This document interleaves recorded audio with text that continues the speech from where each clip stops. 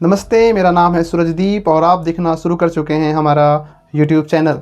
अभी हाल के बीते कुछ महीनों से ओपीएस यानी कि ओल्ड पेंशन स्कीम का मुद्दा काफ़ी सुर्खियों में है। कई राज्यों के कर्मचारी और केंद्र के रेलवे कर्मचारी भी ओपीएस की मांग को लेकर कई बार प्रदर्शन कर चुके हैं। बीते कई राज्यों के विधानसभा चुनाव में ओपीएस मुख्य मुद्दा रहा। मुझे पूरा भरोसा है कि जब यह वीडियो आप लास्ट तक देखेंगे तो ओपीएस और एनपीएस के बारे में आपको काफ़ी जानकारी मिल चुकी रहेगी। ये वीडियो आपको न केवल ओपीएस और एनपीएस के बारे में जानकारी देगी, बल्कि दोनों में से आपके लिए क्या सही है ये फैसला लेने का मजबूत आधार प्रदान करेगा। आशा करता हूँ कि यह वीडियो आप लास्ट तक देखेंगे और यदि यह वीडियो आपकी उम्मीदों पर खरा उतरता है तो आप इसे अपने दोस्तों के साथ, रिलेटिव के साथ शेयर करेंगे। आइए वीडियो को शुरू करते हैं।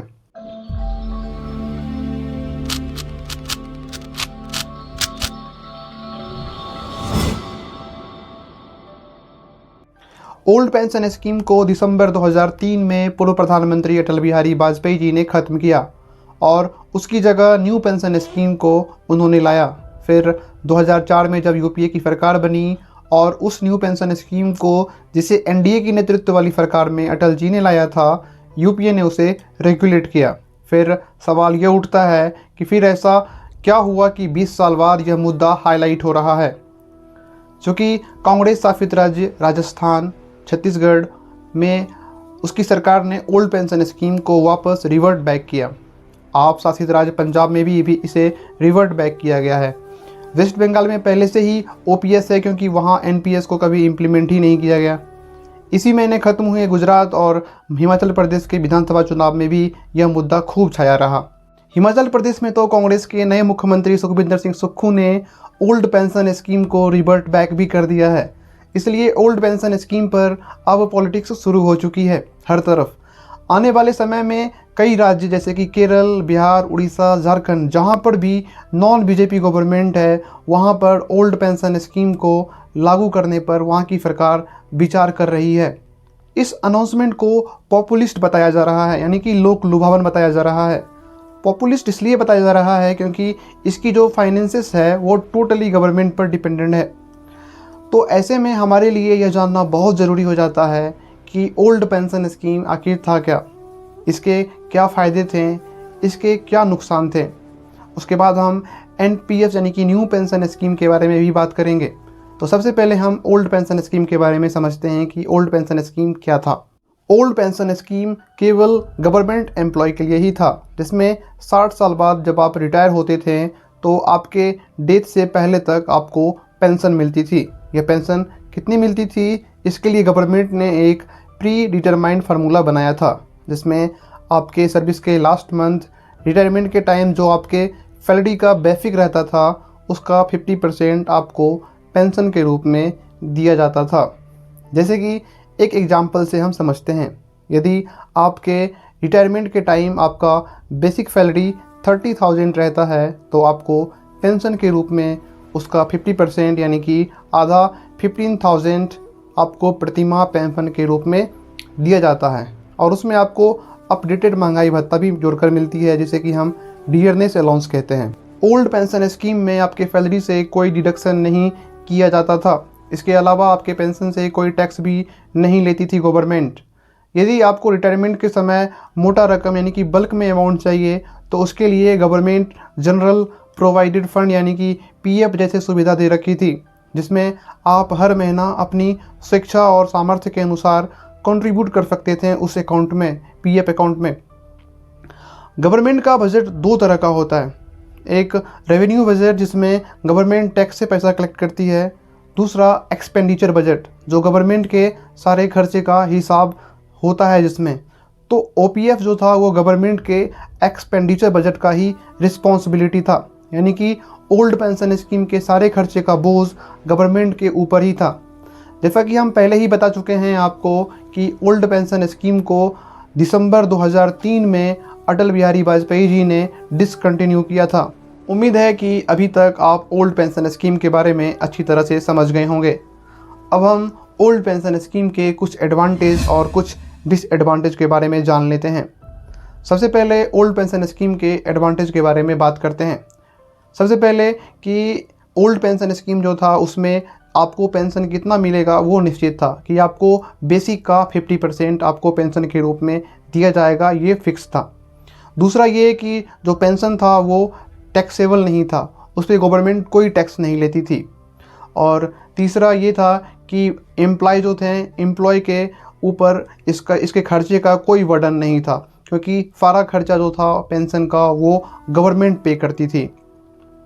तो ये सारे इसके ओपीएस के फ़ायदे थे और इसके नुकसान भी बहुत सारे थे। तो उसके बारे में भी आइए बात कर लेते हैं कि ओल्ड पेंशन स्कीम के नुकसान क्या थे। तो सबसे पहले ये कि ये अनसस्टेनेबल था। इसका लोड आर्थिक तौर पे इतना बढ़ रहा था कि इसे सस्टेन करना मुश्किल होता आने वाले जनरेशन के लिए। दूसरा ये कि ये अनफंडेड था, इसकी कोई फंडिंग नहीं थी, सारा खर्चा गवर्नमेंट पे करती थी। तीसरा कि फुल बर्डन जो था वो गवर्नमेंट के ऊपर था, सारा आर्थिक बोझ जो था वो गवर्नमेंट के ऊपर बढ़ रहा था। तो ये सारे इसके डिसएडवांटेज थे। अब बात करते हैं न्यू पेंशन स्कीम के बारे में। इसके शुरू होने की कहानी भी बड़ा दिलचस्प है।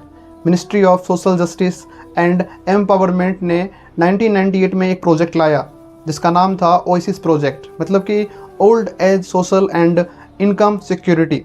इस प्रोजेक्ट का रिकमेंडेशन था कि हमारे देश में बहुत सारे लोग जो हैं वो अनऑर्गेनाइज सेक्टर में काम करते हैं, उनकी रिटायरमेंट के बाद उनके ओल्ड एज में लाइफ सिक्योरिटी के लिए पेंशन दी जाए। ओएसिस प्रोजेक्ट में जो पेंशन स्कीम थी उसमें एम्प्लॉय को मंथली या क्वार्टरली या एनुअली प्रीमियम भरना था और उसमें गवर्नमेंट भी अपना कंट्रीब्यूशन करती। और जब आप रिटायर होते 60 साल के बाद तो उसे वह अमाउंट जो जमा हुआ वह उसे पेंशन के रूप में दिया जाता। जैसे कि अभी एग्जांपल में अभी आप देख सकते हैं अटल पेंशन योजना, जिसमें कि आप प्रीमियम भरते हैं और उसमें गवर्नमेंट भी कंट्रीब्यूट करती है। फिर जब वो मैच्योरिटी हो जाती है तो आपको वो पेंशन के रूप में मिलती है। Ministry of social justice and empowerment ने जब ओएसिस प्रोजेक्ट को उस समय के एनडीए गवर्नमेंट के मुखिया तत्कालीन प्रधानमंत्री अटल बिहारी वाजपेयी जी के सामने रिप्रेजेंट किया तो उन्हें यह बेहद पसंद आया और उन्होंने उस पेंशन स्कीम को न केवल अनऑर्गेनाइज सेक्टर बल्कि ऑर्गेनाइज सेक्टर में भी लागू करने का फैसला किया। और दिसंबर 2003 में उन्होंने ओल्ड पेंशन स्कीम को न्यू पेंशन स्कीम से रिप्लेस करने का ऐलान कर दिया, जिसे 1 जनवरी 2004 से लागू भी कर दिया गया। तभी से 1 जनवरी 2004 के बाद जितने भी गवर्नमेंट सेक्टर में एम्प्लॉय रिक्रूट हुए हैं उन्हें ओपीएस की जगह एनपीएस का लाभ दिया जा रहा है। न्यू पेंशन स्कीम के आने के पीछे की कहानी को अभी आपने जाना। अब बात करते हैं न्यू पेंशन स्कीम है क्या। All citizen are allowed to join NPS including NRI, जिनका भी उम्र 18 से 70 के बीच है वो एनपीएस ज्वाइन कर सकते हैं। एनपीएस अकाउंट में एम्प्लॉय अपने बेसिक सैलरी प्लस डीए का 10% कंट्रीब्यूट करते हैं, तो वहीं गवर्नमेंट आपके बेसिक सैलरी प्लस डीए का 14% आपके एनपीएस अकाउंट में कंट्रीब्यूट करते हैं। यह सारा पैसा आपके एनपीएस के टीयर 1 अकाउंट में जमा होता है। टीयर 2 अकाउंट क्या है इसके बारे में हम आगे बात करेंगे। यह सारा पैसा जो आपके एनपीएस के अकाउंट में जमा होता है उसे पेंशन फंड मैनेजर के द्वारा अलग अलग एसेट्स में लॉन्ग टर्म के लिए इन्वेस्ट कर दिया जाता है।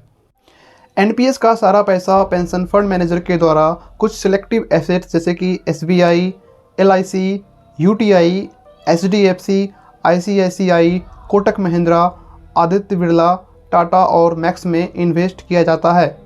एनपीएस के अंदर जब आप रिटायर करते हैं तो एक बार में आप अपने एनपीएस अकाउंट में अवेलेबल अमाउंट का 60% अमाउंट विड्रॉ कर सकते हैं, जो कि बिल्कुल ही टैक्स फ्री होता है। उसके बाद जो रिमेनिंग 40% अमाउंट बचता है उस पर गवर्नमेंट आपसे टैक्स लेती है। रिमेनिंग अमाउंट को आप पेंशन के रूप में ले सकते हैं। आपके पास ऑप्शन होता है, आप इसे मंथली या क्वार्टरली या 6 मंथ में या एनुअली आप ले सकते हैं अपने ज़रूरत के हिसाब से ऑप्शन को सेलेक्ट करके। एनपीएस जो है वो पीएफआरडीए यानी कि pension fund and regulatory development authority के द्वारा इम्प्लीमेंट और रेगुलेट किया जाता है। पीएफआरडीए जो है वो एफएमओ यानी कि मिनिस्ट्री ऑफ फाइनेंस के अंदर काम करती है। एनपीएस के टीयर 1 अकाउंट में जो आपका पैसा जमा होता है वह एक फिक्स टाइम के लिए लॉक हो जाता है और लॉन्ग टर्म के लिए इन्वेस्ट रहता है। फिर सवाल ऐसे में ये उठता है कि अगर आपको बीच में इमरजेंसी रुपयों की ज़रूरत पड़ेगी तो आप क्या करेंगे। इसके लिए एनपीएस में टीयर 2 अकाउंट बनाया गया है। आप टीयर 2 अकाउंट में जो पैसा इन्वेस्ट करेंगे उसे आप कभी भी विड्रॉ कर सकते हैं। टीयर 2 अकाउंट में 1.5 लाख तक के इन्वेस्ट में गवर्नमेंट आपसे कोई टैक्स नहीं लेती है। आशा करता हूँ कि अभी तक आप एनपीएस क्या है, इसमें क्या क्या चीज़ें होती हैं, यह सारी जानकारी आपको मिल गई होगी। हमने ओल्ड पेंशन स्कीम के फ़ायदे और नुकसान के बारे में जाना, तो ज़रूरी है कि न्यू पेंशन स्कीम के भी बारे में कुछ एडवांटेज और डिसएडवांटेज के बारे में जाना जाए। सबसे पहले हम बात करते हैं न्यू पेंशन स्कीम के फ़ायदे के बारे में। सबसे पहला फ़ायदा इसमें यह है कि एनपीएस के आ जाने से गवर्नमेंट का आर्थिक बोझ थोड़ा कम हो गया है। दूसरा फ़ायदा इसमें यह है कि फ्लेक्सिबिलिटी ऑफ पेंशन अकाउंट, इसमें टीयर 1 और टीयर 2 टाइप के अकाउंट दिए गए हैं जिसमें आप अपनी सुविधा के अनुसार इन्वेस्ट कर सकते हैं। तीसरा फ़ायदा ये है कि इसमें एनपीएस में भारत के सभी सिटीजन इनरोल कर सकते हैं, जबकि ओल्ड पेंशन स्कीम में ऐसा नहीं था। ओल्ड पेंशन स्कीम में केवल गवर्नमेंट एम्प्लॉय ही इसका हिस्सा बन सकते थे। अब बात करते हैं एनपीएस के डिसएडवांटेज के बारे में। इसके नुकसान क्या हैं? इसमें फिक्स पेंशन जैसी कोई गारंटी नहीं है। दूसरा, आपके ज़रूरत पड़ने पर इमरजेंसी विड्रॉ के रूप में मात्र 25% अमाउंट ही आप ले सकते हैं। उसके लिए भी आपका एनपीएस अकाउंट मिनिमम 3 इयर्स का होना चाहिए।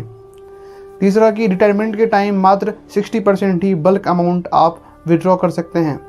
चौथा कि 40% रिमेनिंग अमाउंट से जो आपको पेंशन में मिलेगा उस पर सरकार टैक्स लेगी।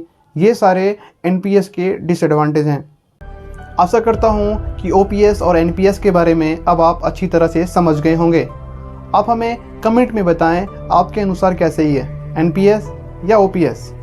वीडियो यदि आपको नॉलेजेबल लगा हो तो इसे आप दोस्तों के साथ शेयर कर सकते हैं। हमारा हौसला बढ़ाने के लिए इस चैनल को आप सब्सक्राइब भी कर सकते हैं। वीडियो देखने के लिए आपका बहुत बहुत धन्यवाद। Thank you very much. आप सभी को नववर्ष की ढेरों शुभकामनाएं। प्रभु से आपके अच्छे स्वास्थ्य, ढेरों खुशियाँ और सभी प्रार्थनाओं के पूर्ण होने की मंगल कामना करता हूँ। धन्यवाद।